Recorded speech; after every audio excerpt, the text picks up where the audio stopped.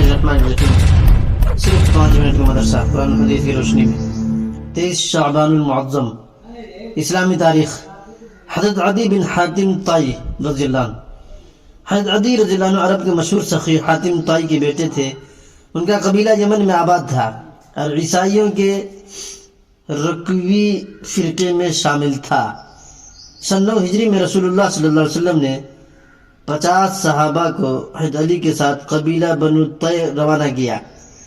اس قبیلے کے رئیس حضرت عدی رضی اللہ عنہ اطلاع ملتے ہی اپنے اہل خانہ کے ساتھ فرار ہو کر شام چلے گئے، مگر ان کی بہن صفانہ بنت حاتم جنگی قیدیوں کے ساتھ مدینے لائی گئی۔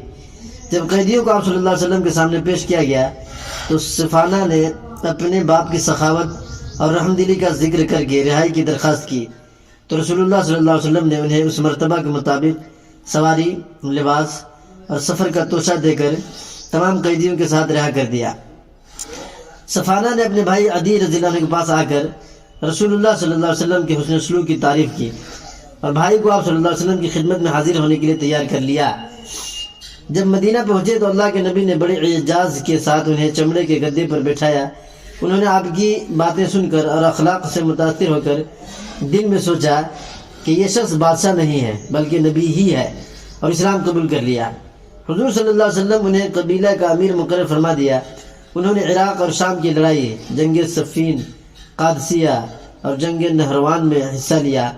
آپ نے کوفہ میں 67 ہجری میں 120 سال کی عمر میں وفات پائی اور وہیں دفن ہوئے۔ اللہ کی قدرت، مختلف موسم اور پھل۔ اللہ تعالیٰ نے سردی، گرمی اور بارش الگ الگ موسم بنائے اور موسم کے الگ الگ پھل اور پھول بنائے۔ جو پھل گرمی کا ہے وہ ہمیشہ گرمی میں پھلتا ہے، جو سردی کا ہے وہ سردی میں پھلتا ہے، اور جو بارش کا ہے وہ بارش کے موسم میں پھلتا ہے، اور ہر ایک پھل کا الگ ذائقہ بنایا۔ اگر ایک ہی موسم، ایک ہی پھل اور پھول ہوتے تو انسان اگتا جاتا، لیکن یہ اللہ تعالیٰ کی قدرت ہے جس نے 12 مہینوں کے لیے الگ الگ موسم اور پھل پھول بنائے۔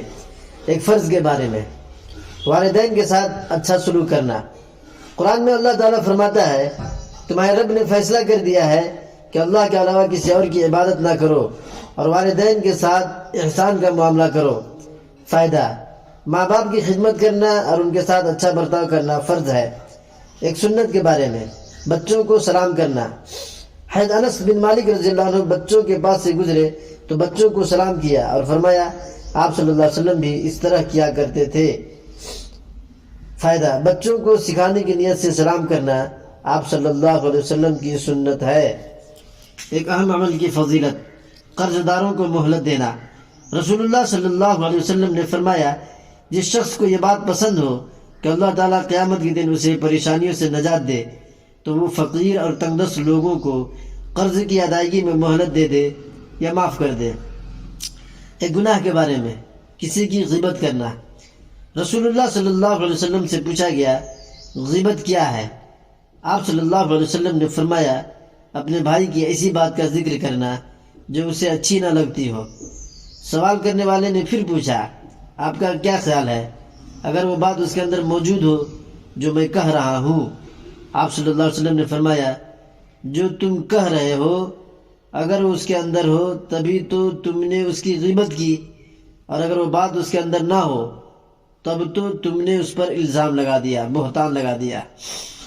دنیا کے بارے میں، مال عاریت ہے۔ حضرت عبداللہ بن مسعود رضی اللہ عنہ فرماتے ہیں کہ تم میں سے ہر ایک مہمان ہے اور اس کا مال عاریت ہے، ادھار ہے، اور مہمان جانے والا ہے اور عاریت اس کے مالک کو لوٹانی پڑے گی۔ آخرت کے بارے میں، اہل جہنم کا تذکرہ۔ قرآن میں اللہ تعالیٰ فرماتا ہے، بائیں ہاتھ میں نام اعمال دیے جانے والے کیسی بری حالت میں ہیں۔ وہ لوگ آگ اور کھولتے ہوئے گرم پانی میں ہوں گے اور سیاہ دھوئیں کے سائے میں ہوں گے، جو نہ ٹھنڈا ہوگا اور نہ آرام دہ ہوگا۔ یہ لوگ اس سے پہلے دنیا میں بڑی خوشحالی میں رہتے تھے اور بڑے بھاری گناہ، کفر و شرک پر اصرار کیا کرتے تھے۔ قرآن سے علاج، سورہ فاتحہ سے علاج۔ حضرت ابن عباس رضی اللہ عنہ کہتے ہیں کہ صحابہ رضی اللہ عنہ کی ایک جماعت کا گزر ایسی جگہ سے ہوا جہاں ایک شخص کو بچھو نے ڈس لیا تھا۔ وہاں کے لوگوں میں سے ایک شخص نے صحابہ سے دم کرنے کی درخواست کی چنانچہ ایک صحابی تشریف لے گئے اور سورہ فاتحہ پڑھ کر دم کیا تو وہ اچھا ہو گیا۔